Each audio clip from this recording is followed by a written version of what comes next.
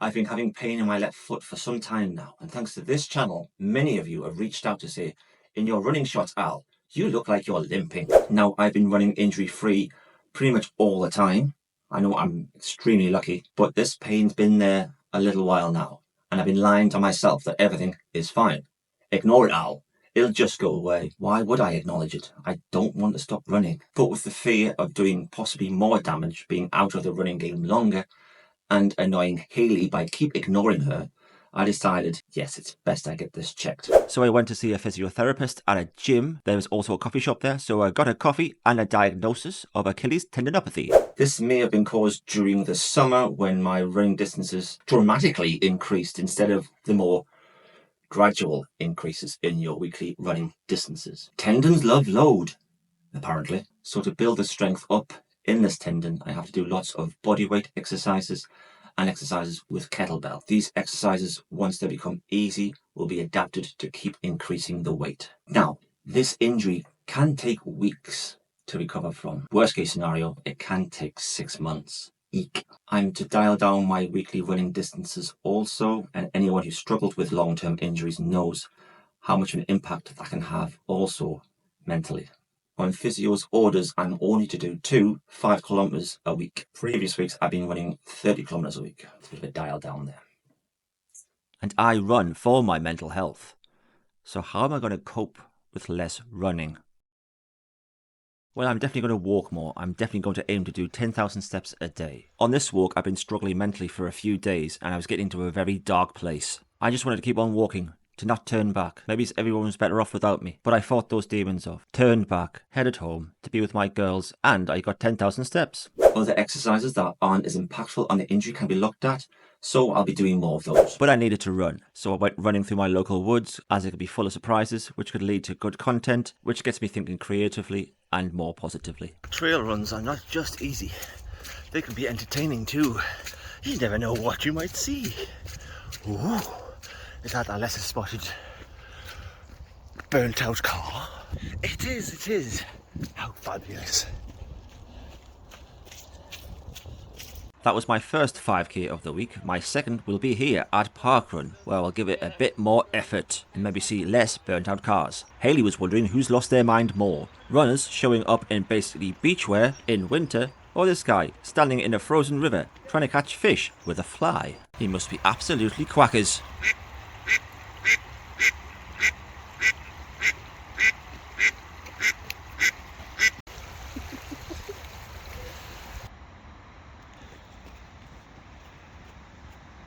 I really need this park run, more than the park runners around me realise. Time for a hard run and to clear my mind of all that negativity. First one to spot me in this next shot wins a lollipop. Well, not a real one, obviously.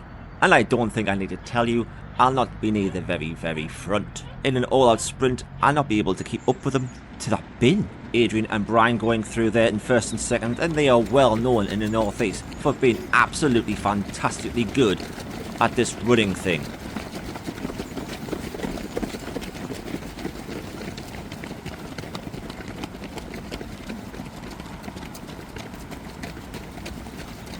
Credit to Haley here for holding her ground as 500 runners run towards her.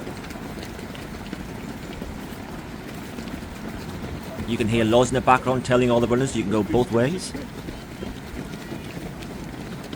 And here comes me, after 200 metres, and unlike Adrian and Brian, I'm absolutely knackered.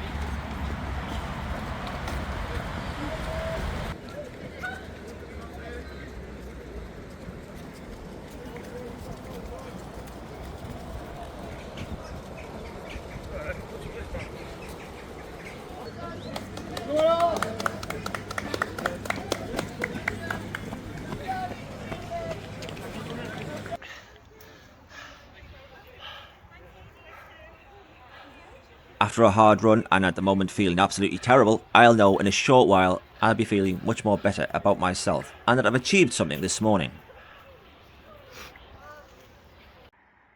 After a beautiful morning stroll, it's time to look at other exercises that aren't running or walking. First up, I'm back on my bike, and my first dilemma, and it's not an injury one. Setting up my camera, I turn and I see a dog about to walk into traffic. Dog.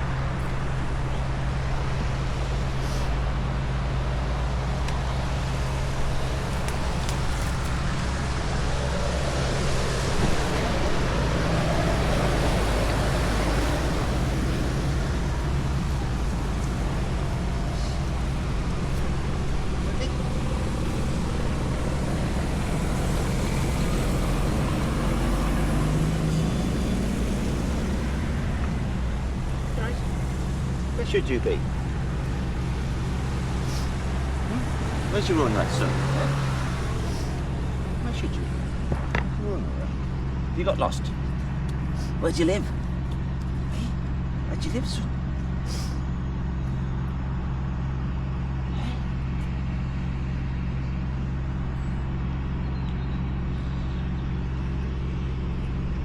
Where have you come from? Where have you come from? Where have you come from? Where do you live? Doesn't know where he lives. I thought you ought to be around here somewhere.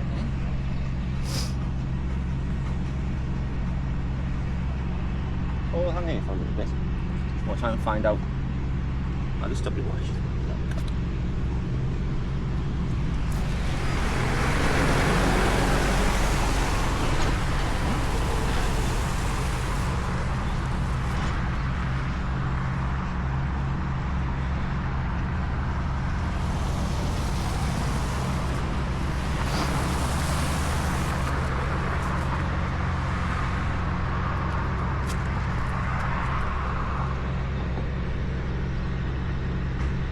Ah, do you live up there, do you? Yeah, alright.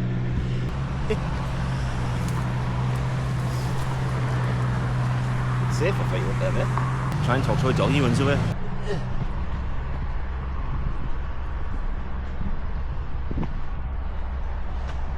Cycling's hard work.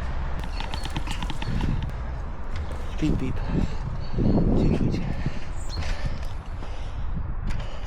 Following up the steps and carrying the bike, I arrived at the top to empty streets. I just hope the dog found his way home and his story continues. If I find out any more, I will let you know, and the tens of thousands of people on my Instagram page who are asking about him, and the 200,000 people who viewed my story on TikTok. Wow.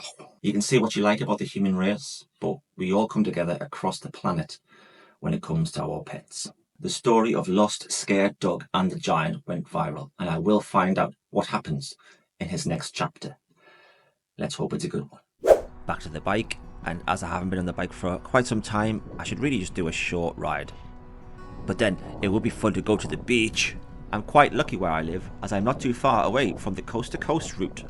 Yes, that's right, it's a route that goes from coast to coast. How did you know? A bike path that spans England from west side to east coast. I'm heading to Sunderland and Roker Beach. And as my bike's not great, I found out on this ride that my chain only came off twice and my wheel only came off 3 times. That's normal, right?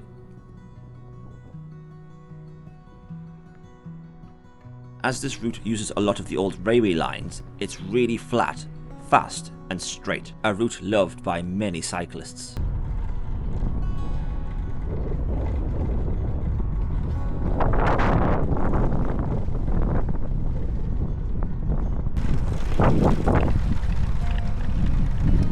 I'm loving being outside and being able to ride on this route on my rickety old bike.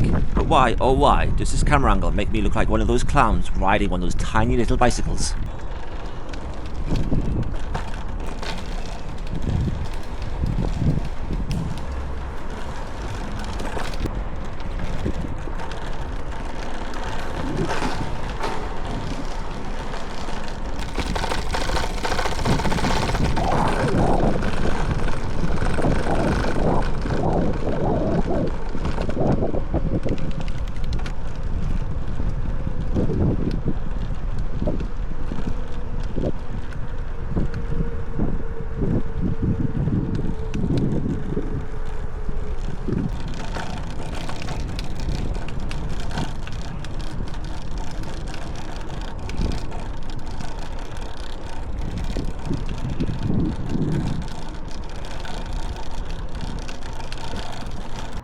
My destination, the seaside.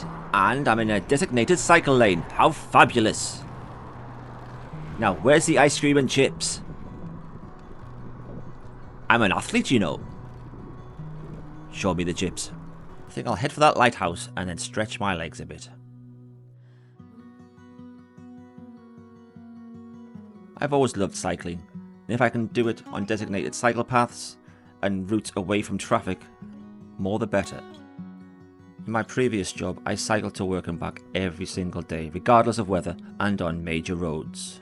Every day I felt this could be my last. I'm taking my life in my hands just to keep a roof over my daughter's head, as I couldn't afford to rent a car and pay the bills. Cycling back then was just something I had to do. It wasn't a form of enjoyment. But now I can see the fun in cycling again. The love for the distance you can cover and the places you can go. And I'm going on the beach! Whee! Why is no one else cycling on the beach? This is fun!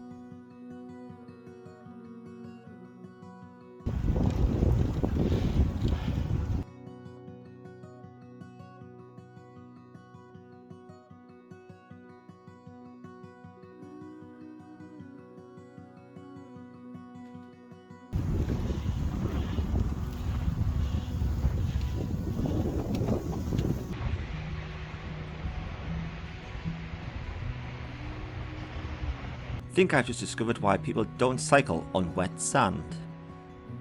If you stop too long, you sink. My legs held up well, but my poor bottom, yowza! That is not a kind seat for my delicate arse. From 45 kilometers onwards, I was relieved for any kind of downhill section where I could stand up on the pedals just for a moment to relieve that pain in the ass. But then how stupid is this? 48 kilometers in and in a delicate seating position, I'm home. But 48k isn't a great number. So I did laps around my house for another 2k to make it up to 50. Madness. Painful in the ass. Madness. A great exercise to do for my rehabilitation is to go swimming. Now, I love swimming. I was practically a fish at one point. Now, strangely, I can't take my drone into the pool or swim around with my Insta360 stick poking out from my shorts, so you'll just have to believe me when I say I swam 2,500 meters here. But swimming in the pool today reminded me of an interaction I had some years ago with another swimmer that I still think about to this very day. He said I was a very fast swimmer, but had the swimming style of a demented crab.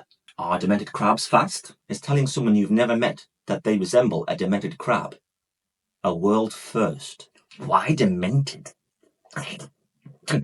It doesn't matter. He said I was a fast swimmer. Always look for the positive. Demented crab. My rehabilitation this week consists of these exercises. Calf raises. 3 sets of 15 reps. Calf raises, then single leg calf lower on the leg that's the problem. 3 sets of 8 reps. Goblet squat with kettlebell. 3 sets of 12 reps. Isometric ankle inversion. 3 sets of 12 reps. I needed some resistance to pull against, so as you can see, I tied the band to a piece of furniture. Keeping the knees straight and pointing upwards. Just keep trying to turn that ankle inwards. So that's me on week 1 of my rehabilitation for my Achilles tendinopathy. Tendon still sore, hobbling around still, delicate posterior, a viral chat with a dog, and memories of being a demented crab. That was week 1. I wonder what week 2 holds. Thanks for watching.